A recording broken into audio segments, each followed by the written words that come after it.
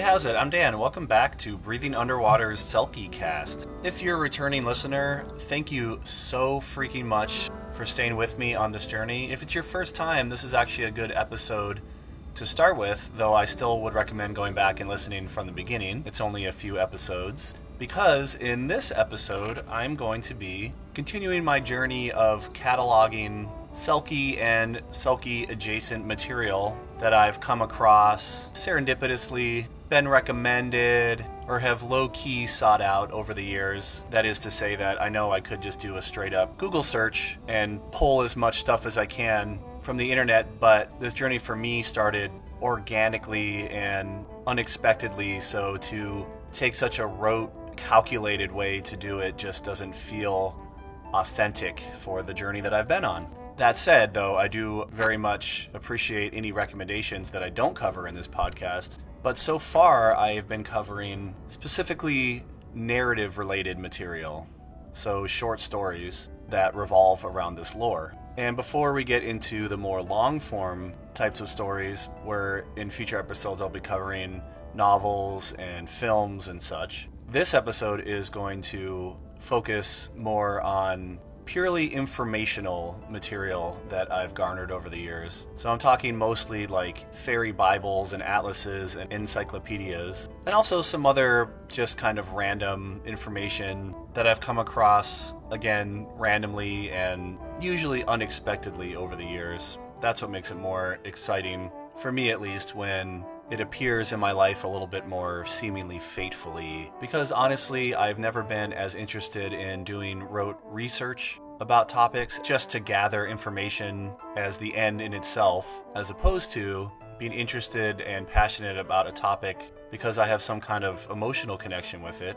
most often via story, whether it's film or books or movies or games or television or whatever. And that emotional connection that I have with that story usually will then inspire the research to know more. And that's exactly how this whole selkie obsession started. So what I'm going to do here is I'm either going to read verbatim if it's concise enough, or summarize and paraphrase if it's a little bit more lengthy the information that I have in front of me from the various books and websites that I'm about to go over. And as usual, I will link to all of this in the show notes, which you can find at breathingunderwater.us. Also, just for some kind of organization, I'm going to go through this chronologically for the most part as these books were published, except if it wasn't a book and it doesn't have a date attached to it, I'll save that for the end.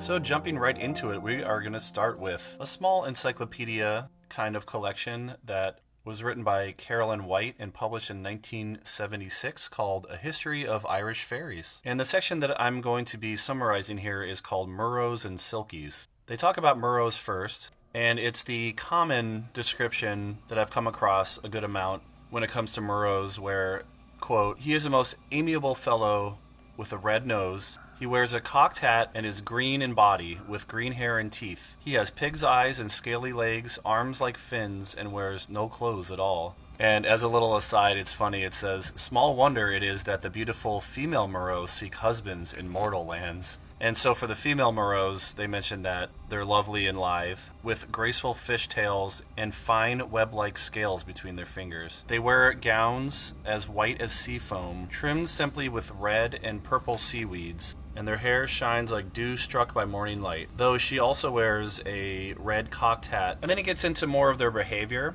how the female Merrow is tempting and teases men with their beauty, but it seems to be in here more playful, innocent, and flirty, not like a siren where they're luring them to their deaths or anything. However, it says on land, they become shy and submissive, and this is where, and we've seen this before in some of the short stories, if a man captures her red cap, she will forget her past and quietly accompany him to the altar. Similar to Selkies too, it says that they never quite adjust to land living, even though they're mindful of their husbands and of their household duties. And similar to Selkies, if the female Merrow finds her cap, sets it on her head, she does remember her previous life and abandons her home and her mate for the sea. So most of this section is about merrows, but there's a paragraph at the end about selkies. And again, this is the Silkies spelling, not the selkie spelling, which they describe as gentler creatures, seals by day, but men and women by night. So that's a little bit of a change from what we usually see, where the day and night thing is not usually a factor. If anything, it's usually more of a seasonal thing, or a certain time period where they're able to transform and not. It does say that they have webs between their fingers and toes, and that they must obey anyone who secures their skins. Another interesting tidbit that they mention here is that when their fishermen husbands are lost upon the sea, they sing from the cliffs to guide them home.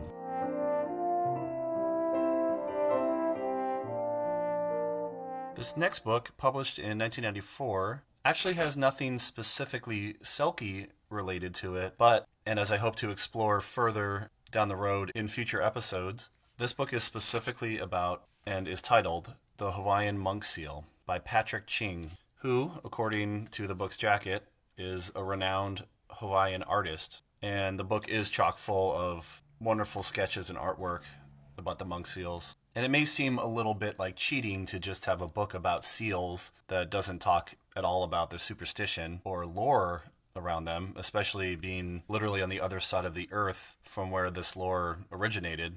But there is a method to my madness. Like I mentioned in the first episode, I'm working on my own iteration of a selkie story, which expands the lore to include non-Atlantic, non-Celtic seal breeds. And having not ever known that there was an indigenous seal in the Hawaiian Islands until I moved there and then encountered them in person, which again I'll talk more about down the road. That was a huge inspiration, really the divergent point from just being a big fan and collector of selkie lore to realizing that I really had my own distinct story to tell. So that's why I include this here and not informational books on, other seal breeds and such. This is a particularly special book because, number one, I discovered it faithfully, specifically procured it at the Pacific Whale Foundation store, which is a nonprofit ocean conservation and marine wildlife excursion and tour and whale watching company that I had a lot of interactions with, including professionally, which again I'll talk more about down the road. So to me, because of its informational nature and because it's about a very specific and very rare type of seal, that once I finally put my story out into the world, it will be a official part of the ever expanding and evolving lore of selkies. I feel that this is relevant here. So though it's short, kind of styled like a children's book, even though it's not exactly like a kid's picture book, it's more just a short, visually oriented, but also providing a lot of information kind of book. I'm not going to read anything specific, but just to give an idea about what the book contains, it starts with an introduction by the author, who is again an artist, which I found interesting too, that it was an artist and not a research scientist, which a lot of times these books that are about specific animals tend to be from biologists and such. But this is by an artist that just was fascinated with them, and that's another thing that I felt made this book relevant to this podcast and to my collection, is that it was created by somebody that, in a way, is kind of an unlikely person to do a book like this on a subject like this. After an introduction where he tells his story and about why monk seals mean so much to him, there is a section on the history of monk seals that also includes, and I think this is the first time I discovered that there are two other kinds of monk seals in the world, the Caribbean and the Mediterranean. Caribbean, which are, as far as we know, extinct, and the Mediterranean, like the Hawaiian, are critically endangered. And like the Hawaiian, they're indigenous to a very specific part of the world. There's a section called Inhabiting Ancient Volcanoes, where the Hawaiian monk seals tend to mostly congregate, which is the northern Hawaiian atolls that are above the main chain. It talks about their movement patterns, their fins, how scientists track them and study them. There's a section on how they interact and how they mate, and the life cycle of birth to pups to adulthood. Then there's a section about some other wildlife that they often interact with, mostly birds on the atolls. Talks about what they eat. And then it gets into some of the reasons that they are critically endangered, how people have interacted with them and continue to. Gives a little bit of insight and advice on what we can do to help. And it's just all around an interesting informative and delightful read, not just because of the information it contains, but because of the great illustrations from the author.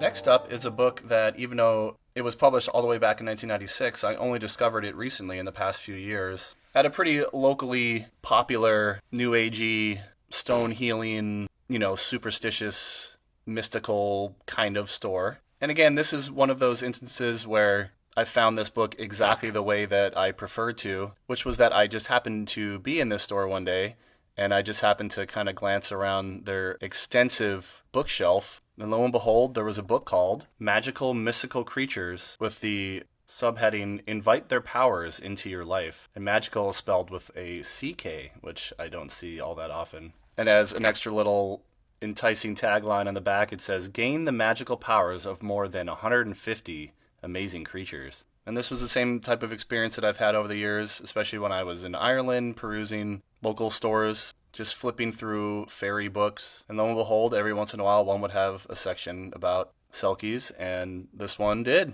And it was the first time in a long time that I've had that experience, so it was really exciting. And not only selkies, this one has a whole section about waterfolk from all around the world. And it's just a wonderful wealth of international fairy lore information. And this was written and compiled by DJ Conway. Now, I could do a whole podcast just about this one section of the book because there's so much good stuff in here and a lot of similar crossover from around the world with shape-shifting water creatures. But I'm just going to focus on the three that are the most specific to the subject of this podcast. And the first one of those is, yet again, Murrows, where it says that many German, Scandinavian, and Celtic stories tell of certain kinds of mer people who could temporarily lay aside their aquatic skins, take on human shape, and mingle with humans on shore. And here it says that Murrows are the Irish equivalent of mermaids, and it describes the males and the females similarly to the ways that we've heard previously, including the caps that they wear that if they're taken, they'd have to be submissive to their captor. It does note, too, that the Irish dreaded seeing the Murrows appear because they heralded the coming of a storm. And then there's a short section about the Roan, Roane, where it says, and quote, Roan was a Gaelic name for a seal. Sometimes these beings were called seal maidens. Tradition says that these creatures were a type of fairy who wore seal skins to travel through the seas. However, they could take off the skins and appear in human shape. It does go on to say that the Roan were considered the gentlest of all sea fairies, that they weren't violent or vengeful. It does specifically point out that the Roan stories originated from Scottish Highlands, the Orkneys, and the Shetland Islands. And it gives a little blurb about the most common type of tale that we've been over many times, about fishermen stealing a skin, forcing the Roan to marry them, but then if they found their skin, they would return to the sea. Also, they make mention in here, as we've heard before, about the Macodrums, who were the famous clan that were born with hereditary horny growth between their fingers, quote. And we've heard of the Macodrums several times throughout our journey so far, so it's nice to see them brought up again. But this is the first book that I've ever seen have a separation between the Roan and specifically selkies, which it does have its own section about. And interestingly, this gives a more specific reason for separating out selkies because it says, and quote, among the various types of British mermaids are the seal folk of the Faroe Islands. Every 9th night, these creatures were said to shed their skins and in human form dance on the beaches. But then it does also bring up the Shetland Islands, where it is said that the selkies who lived in their waters only wore their seal skins to get from one place to another, but that their true shape was human form. So I guess that's different than the Roan, in this case, where the Roan's true shape was their seal form. And also it makes a note of distinction between the Roan and the selkies, wherein the selkies would exact revenge against seal hunters by raising storms and sinking sailboats. So in this case, selkies are the more vengeful version of the Roan, I guess. And it also makes mention of the Orkney version of these, where they say that the seal people lived in underwater worlds enclosed in great air bubbles, again, only wearing skins to get to and fro different locations, separated by water. And this does give mention to, again, the common story of a stolen skin marriage situation that we're used to hearing. And it brings up the famous Great Selkie of Salskerry poem to kind of reinforce this point. It also mentions something that we've seen before and that we will see again, where on the Shetland Islands and in Iceland, tradition says that if a human woman wished to have a child by a selkie, she must weep 7 tears into the sea at night.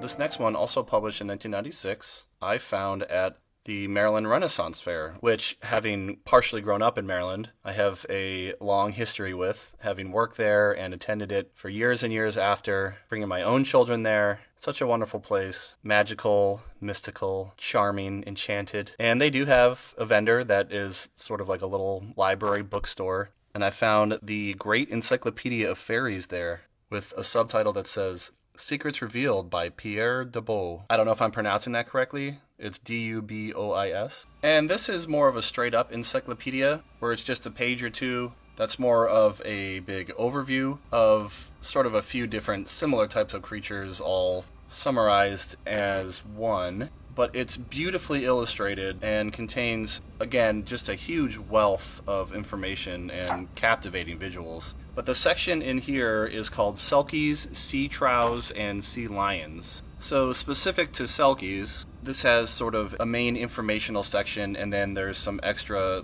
sort of sidebar information that we'll summarize here. The first thing it attempts to do is explain the origins of these related creatures, though it says that conclusive information on this is very obscure, though some experts believe that they are the descendants of the Finns, with a capital F, princely gardeners of the underwater parks, though according to others, they would have been the children of traveling Morgans, capital M, who settled down in the abysses, or possibly the children of Tritons and Sirens. It does mention selkies and silkies, with the E and the I, as two different things. And I want to point out, too, because this is going to come up later, that the sea lion is the rare and wonderful fruit of the pure love of Ondine and Ondine, born by the Dauphin King and fertilized by the spirits of the waters. So we'll talk in an upcoming episode about a film with Colin Farrell called Ondine.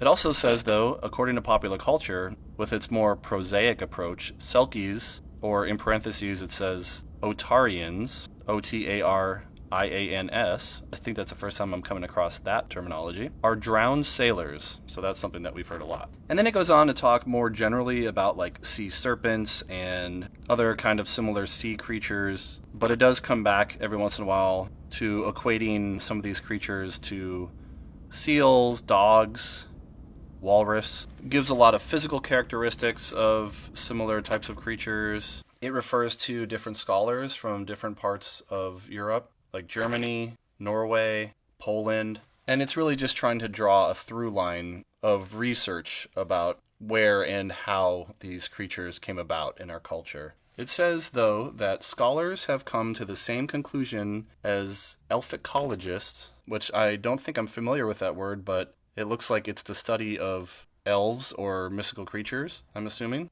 Because if seals sometimes appear as a fish serpent, sea monster, devil, woman, or man of the sea, it is because some of them belong to the wonderful species of fairy seals. They are called the seal people, sea trows, selkies by the sailors in Great Britain, half fish, HAAF-fish, in Scotland, and roan in Ireland, and Otariels or Otarians by those of Little Britain. And then in the sidebars, there is mention that 1 year out of 9, these creatures appear on the eve of the feast of St. John, where the moon rises in the sky. They gather on deserted beaches and reveal their incomparable beauty as they slide in the sand with their silky smooth skin. And then in a section about their habitats, it says that the seal people live very far away from the coast, deep down under the sea. Not much is known about their dwellings, although legend has it that they live in graceful, light buildings made from phosphorescent pearls. And then it makes note again that they are said to live near Shetland Islands, Orkneys, Scandinavia, Ireland, and the Breton coast. It does make mention again of shedding 7 tears into the sea, which is, of course, followed up by the stealing of its skin and so on.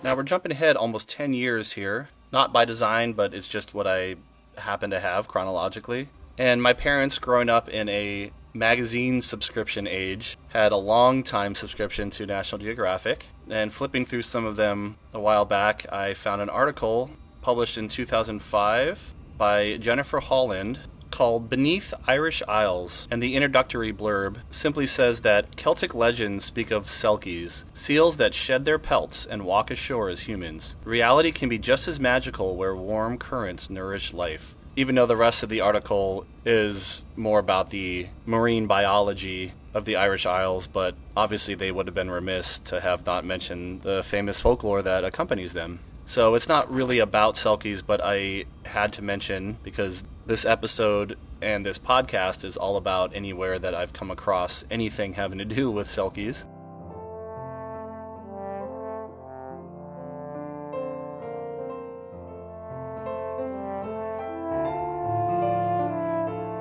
Next is a literally very small kind of coffee table book that was part of my collection that I garnered on my trip to Ireland in 2008, where a lot of these books came from. And this one is an Apple Tree Pocket Guide to Irish Fairies by Bob Curran, C-U-R-R-A-N. Forgive me if I'm still mispronouncing, but I didn't want to say Curran or Curran. Curran? That's why I at least give the spelling, so it's not completely inaccurate. And this is another encyclopedia, but very concise. And this one doesn't have anything specific about selkies, but it does have Murrows, so thought it was relevant to include. It starts with a simple summary where it says, in most parts of the world, Murrows take the form of a woman from the waist up and the form of a fish from the waist down. So we're talking about mermaids. In Ireland, however, the only physical difference between Murrows and humans are that the Murrows' feet are flatter than those of a mortal, and their hands have a thin webbing between their fingers. So it's interesting that it makes mention that Murrows are kind of ubiquitous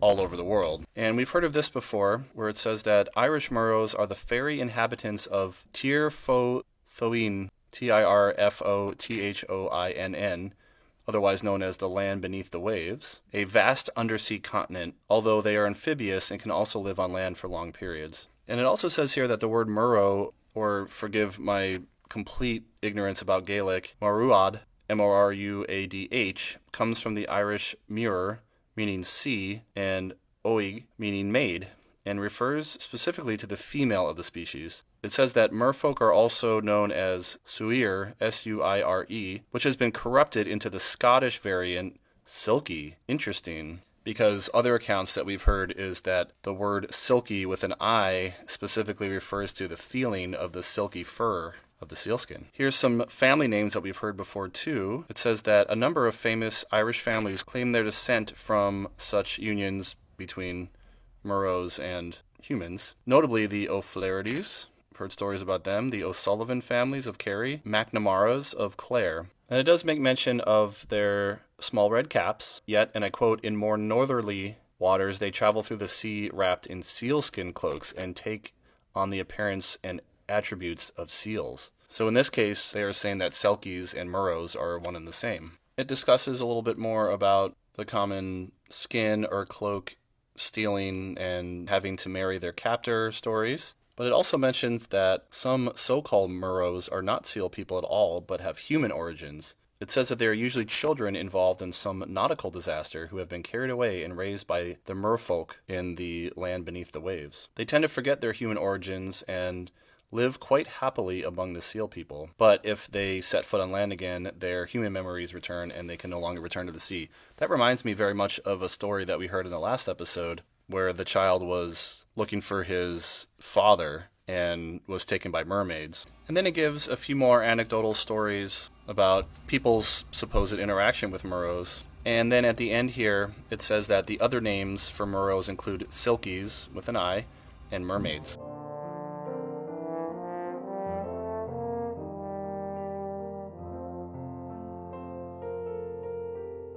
Next up are a couple more encyclopedias that I came across, again, serendipitously, unplanned. Several years ago, I was on my way down to the Outer Banks beach resort-ish area, which are a outcropping along the coast of North Carolina.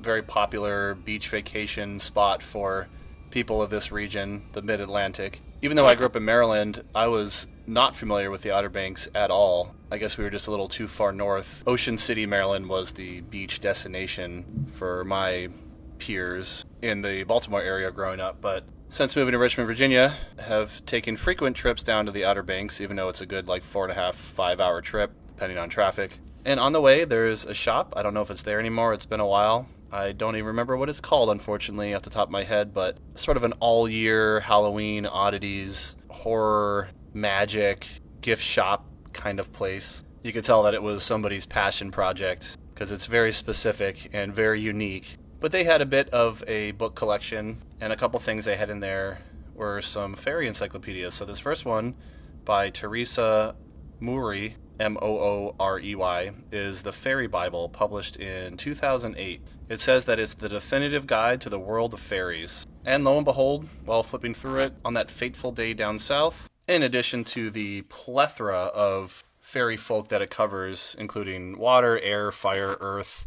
house and hearth fairies, flower, tree, weather, etc., it has selkies. So the chapter in here, simply called The Selkie, starts with a little short story, the likes of which we've heard many, many times, where in this case it's a hunter, not a fisherman, but still, he's on his way home late at night. Journey takes him close to the seashore, where he runs into beautiful women dancing naked on the shore, and he takes a seal skin, the owner of which becomes his wife, has children with him. We know the drill at this point. But after the short story, it has a section that says what the story means, where it says that the story of the Selkie comes from the Scottish islands of Orkney and Shetland. It does mention that there are several versions, which vary slightly, but they all have the same theme, which we know by now is true, but there's a lot more to it and a lot more variants than just that. One interesting thing it mentions, though, is that the greatest gift arising from a mating between human and fairy is creative inspiration. And then it gets into more interpretations about the symbolism and metaphors surrounding this kind of lore, what the sea represents, its emotionality, and how the characters play off of that. It says that the Selkie teaches us to listen to the deepest songs of our heart and follow its yearnings, for in only that way can we find peace. So this is interesting when it comes to an encyclopedia, is that it's attributing more meaning to these things than we usually see, where they tend to be just more informational. So I found that to be a really interesting addition to the collection.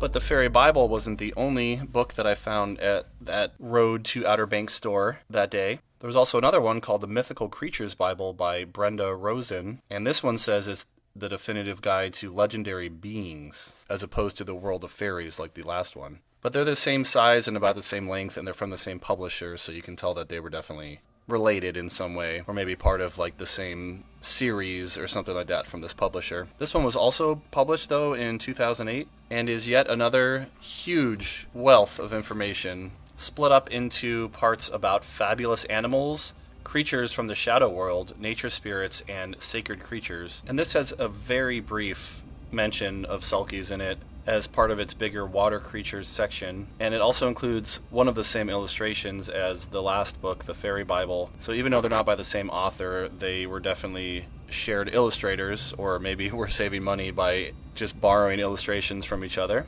Though there are some variations from what the last one said, because this one says that selkies are legendary creatures in Irish, Scottish, and Icelandic folklore. So the last one didn't mention Iceland. And it says that they are generally imagined as seals that can transform themselves into human beings. And it reminds us that selch, S-E-L-C-H, means seal in the dialect of Scotland's Orkney Islands. Again, this is very short, and mostly what it does is summarize the common stolen skin story that we're used to, summarizing them as romantic tragedies. And it also makes mention of the common shedding 7 tears into the ocean for a handsome male selkie to emerge from the waves and become her mate.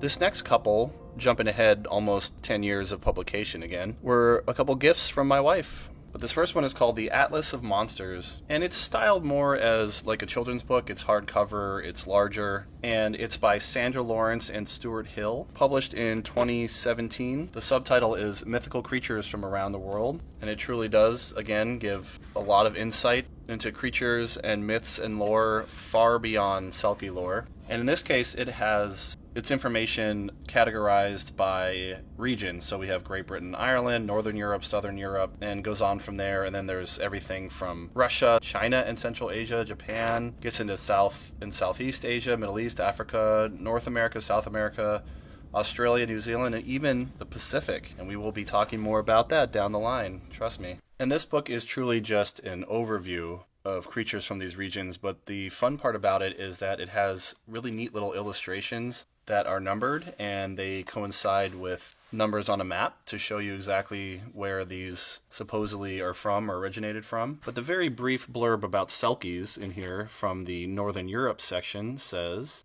Selkies are creatures of the Faroe Islands, Scotland and Ireland, and Iceland. At sea, they take seal form, while on land, they resemble humans. From time to time, human men take selkie wives, hiding their skins so they may not go back into the sea. This always ends in tragedy.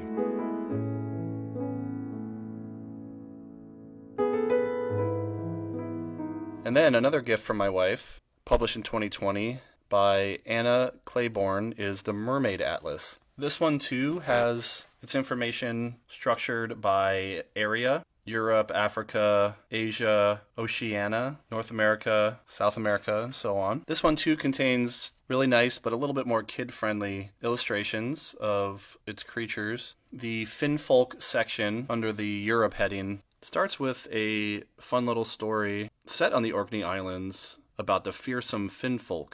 But this is just more of like a introduction story to this wider world, so it gets into other creatures, I guess, that they consider the Finfolk. But specific to selkies, it's just another little blurb, which is so short I'll read it in its entirety. And it says, across the far north, you'll hear stories of the seal woman, often known as a selkie. Selkies swim in the sea as seals, but once a year they can shed their skins and take human form. Sometimes a selkie will fall in love with a human man, marry him, and come to live with him. If she has children, they may be born with webbed fingers and toes. A selkie's husband can make her stay on land and keep her human shape by hiding away her sealskin, but she will always long for the sea. If one day she finds her skin, she will put it on and escape back into the waves, never to be seen again.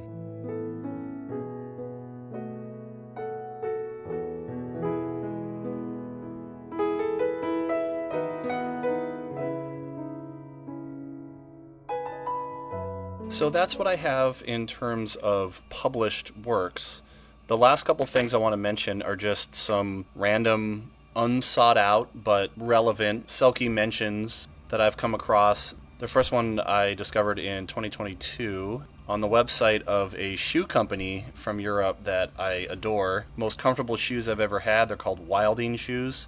I would highly recommend them, not only because they're minimalist and wide toe bed and all that kind of stuff, but they also use sustainable materials as much as possible, and I really appreciate that. And I'm not sure if they still sell this anymore, but at least back in 2022 when I just came across it because I was perusing their website, they had a knit beanie cap called, you guessed it, the selkie. The description for which says, on the Orkney Islands and in northern Scotland, legends are told of seals that come ashore and transform into humans by shedding their fur. The friendly selkies then spend one night on land before they are covered in their fur once again and return to the water to transform back into seals. So it's not just that they mention selkies or that they name this after our favorite mythical creature here, but they gave a little blurb of some context, and I really appreciate that.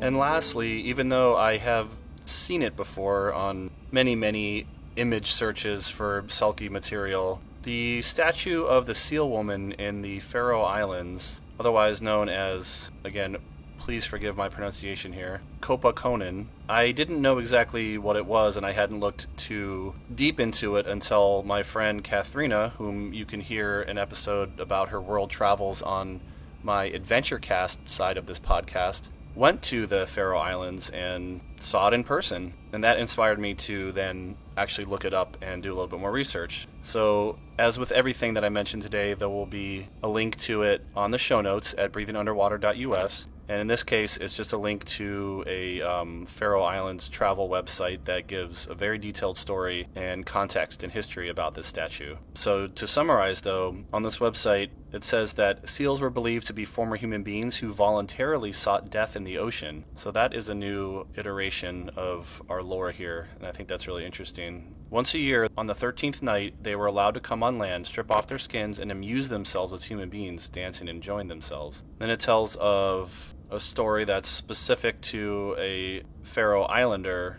who experienced our traditional selkie experience of stealing a skin and taking a mate, having children, but she went back to the sea.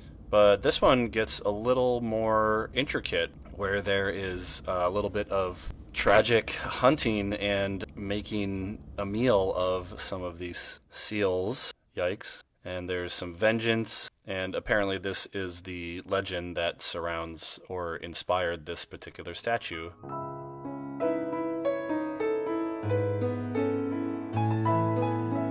So I highly recommend checking out the show notes and the links for all of these books and other mentions, again, at breathingunderwater.us. And that's also where you can find various ways to interact with me, social media, direct email, and everything else. And again, I so much appreciate you going on this journey with me. I hope it's inspired you in some way. I'd love to hear about it, so please drop me a line. And in our next episode, I will be discussing all the novels that I've read so far when it comes to selkies and the like. So until then, I've been Dan. Thanks again, take care, and I'll seal you out there.